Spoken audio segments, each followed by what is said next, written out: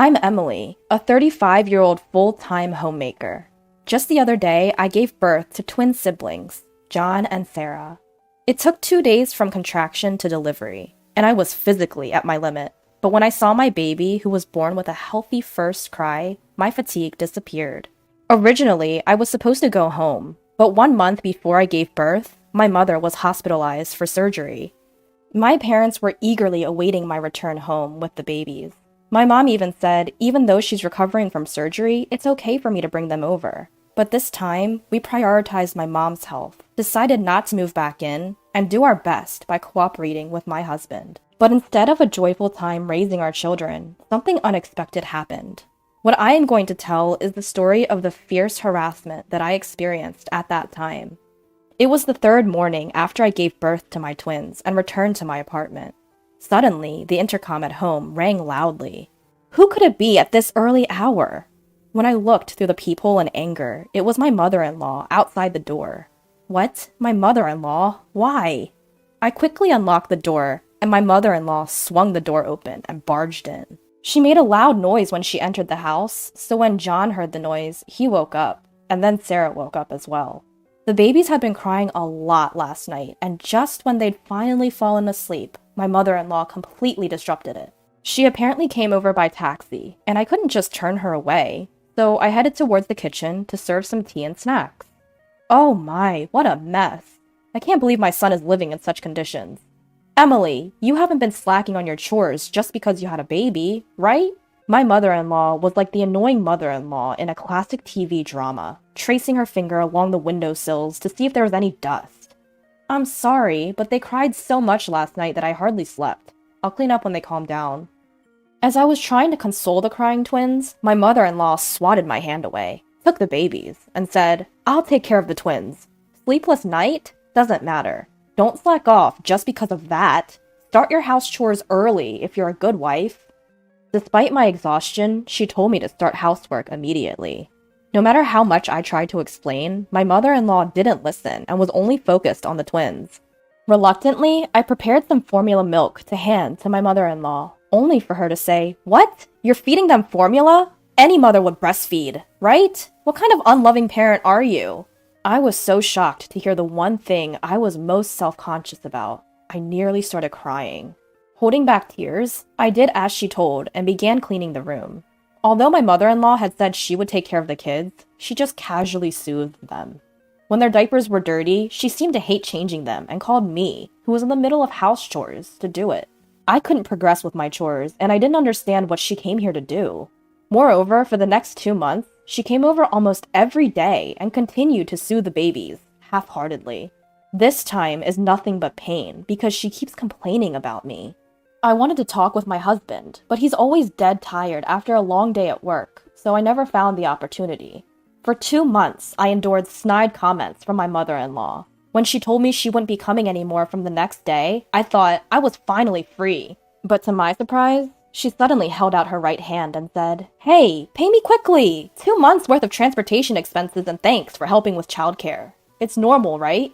Unbelievable. She was demanding both travel expenses and a thank you payment from me. I snapped at her words.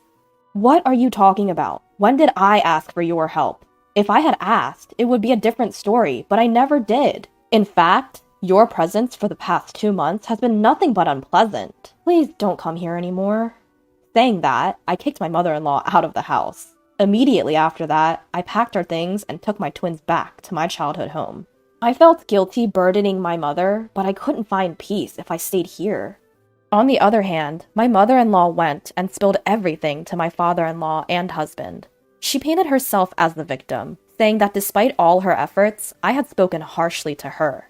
When my husband came home to find us missing, he was taken aback. Upon hearing the situation from me, he turned pale and stormed off to his parents' house the next day. My father-in-law, who had only heard my mother-in-law's side of the story, turned white as a sheet when he heard what my husband had to say.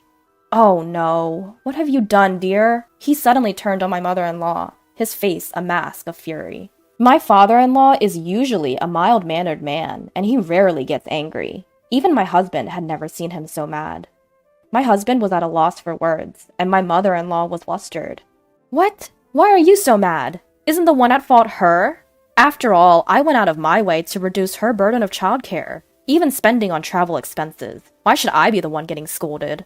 My mother-in-law's argument is that she acted after thinking about me and insisted that she did nothing wrong.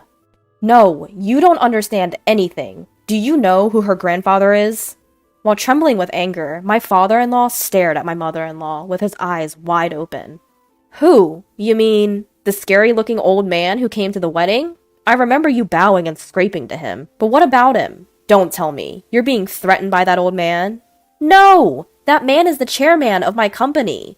When my mother-in-law heard those words, she let out an unintentional, "What?" As it turns out, my grandpa is the chairman of a major corporation. My wedding was quite a large affair, with several CEOs of famous companies in attendance. My grandpa is strict with both himself and others, not the type to laugh or engage in pleasurable conversation much, but he dotes on his granddaughter, me. Every time we met, he'd buy me expensive toys or take me to expensive restaurants. When I got married, I later heard from Grandma that Grandpa was so happy he cried, which surprised everyone. Given how much Grandpa dotes on me, he would definitely not stay silent if he knew about what my mother-in-law had done. Under normal circumstances, one would already be scared stiff just by that, but there was another reason why my father-in-law wouldn't want this getting out to grandfather. I was on the cusp of either getting a promotion to a managerial position or not. If I became a manager, my salary would significantly increase from what it is now. It was an important time for me to give my best, and yet, without understanding how I felt, you stirred up this mess. What on earth were you thinking? My father-in-law could care less about me. Right now, all he's thinking about is his promotion rather than his family.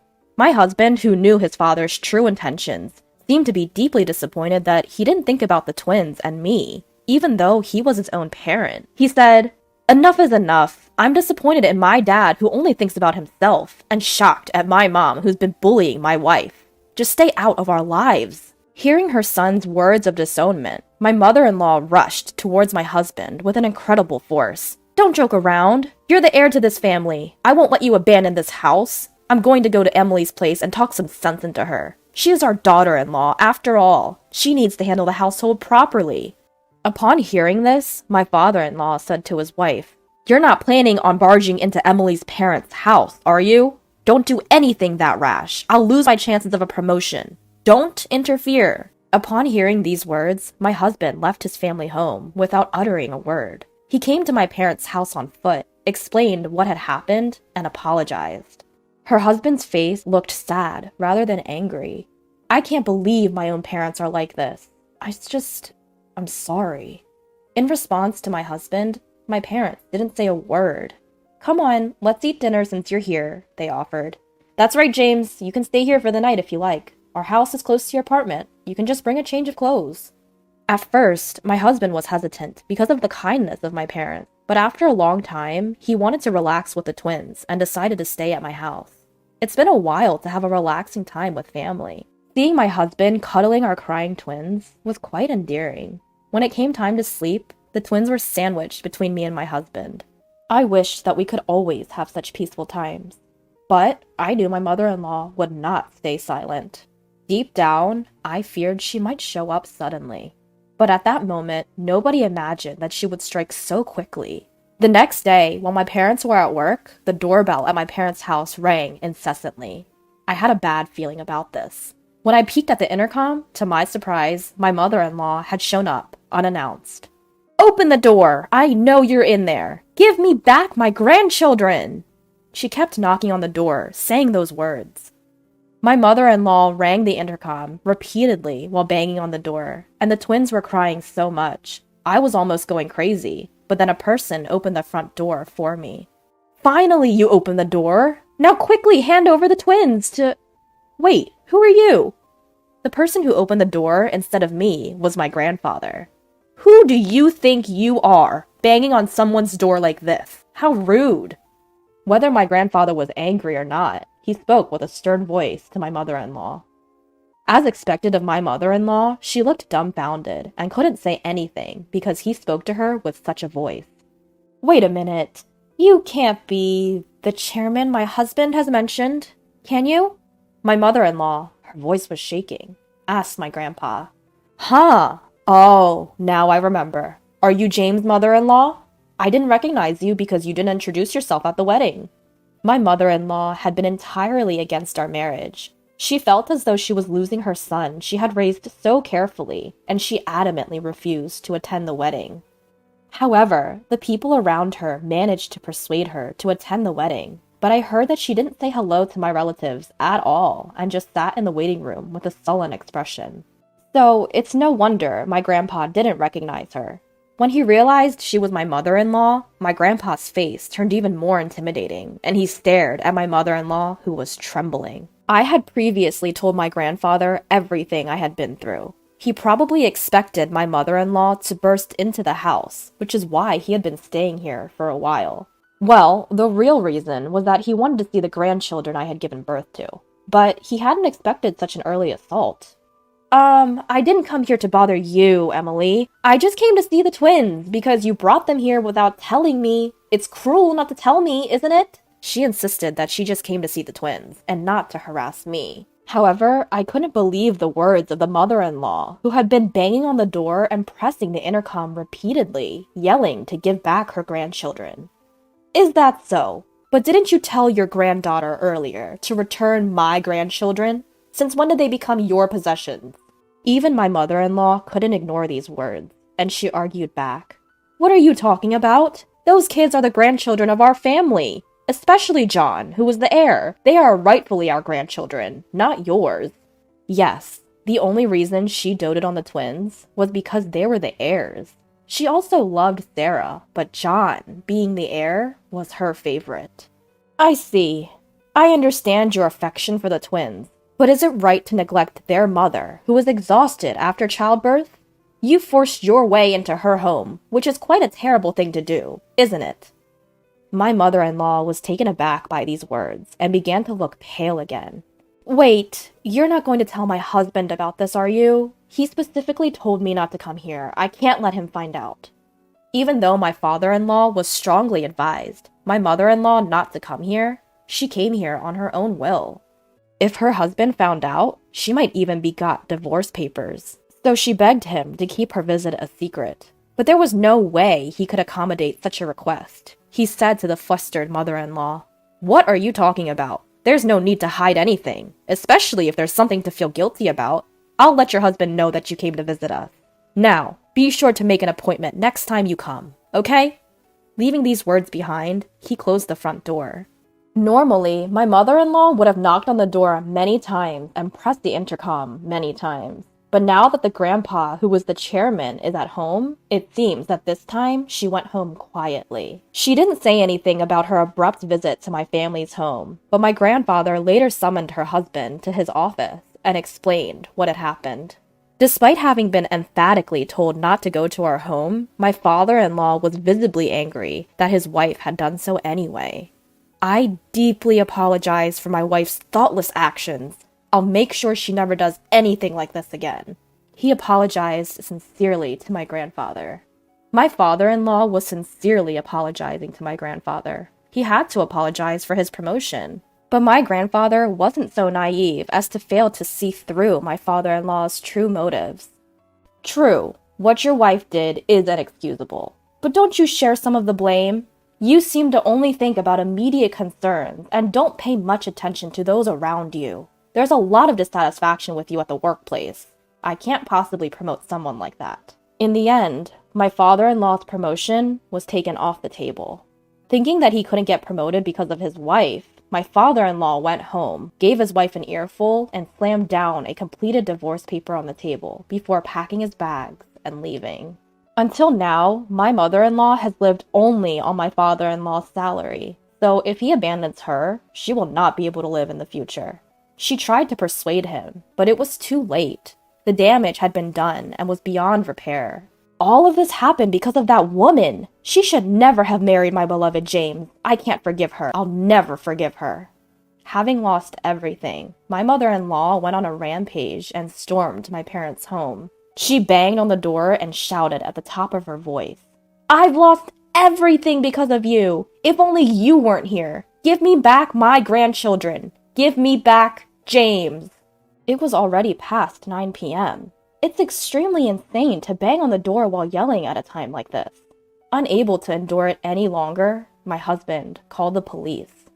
My mother-in-law was taken to the police station in a squad car. To the very end, he apologized to my parents and my grandfather for causing trouble, but they knew that my husband was not at fault. Feeling relieved that peace had finally returned to our home was a refreshing feeling. Hopefully, no one will bother us anymore. It would be nice to finally live peacefully. It was regrettable that things had turned out this way, but knowing that we could finally focus on raising our kids in peace, I felt a sense of relief. Afterwards, my in-laws divorced. My mother-in-law returned to her parents' home. The home where my mother-in-law was living was in a remote rural area, much like Nebraska, where only a few buses run per day. Without a driver's license, it wouldn't be easy for my mother-in-law to travel here. My mother-in-law, who had been so eager to have her grandchildren all to herself, seemed to be having a hard time living without seeing them. She apparently repeatedly begged my husband to let her see the grandchildren and to make up with me. But my husband, unable to forgive his self-centered mother, blocked her calls. My mother-in-law, who was unable to meet her grandchildren and was cut off from her son, became completely absent-minded. It seems that her parents didn't say anything to sympathize with my mother-in-law. Having truly lost everything, my mother-in-law locked herself in her room, crying tears of regret every day.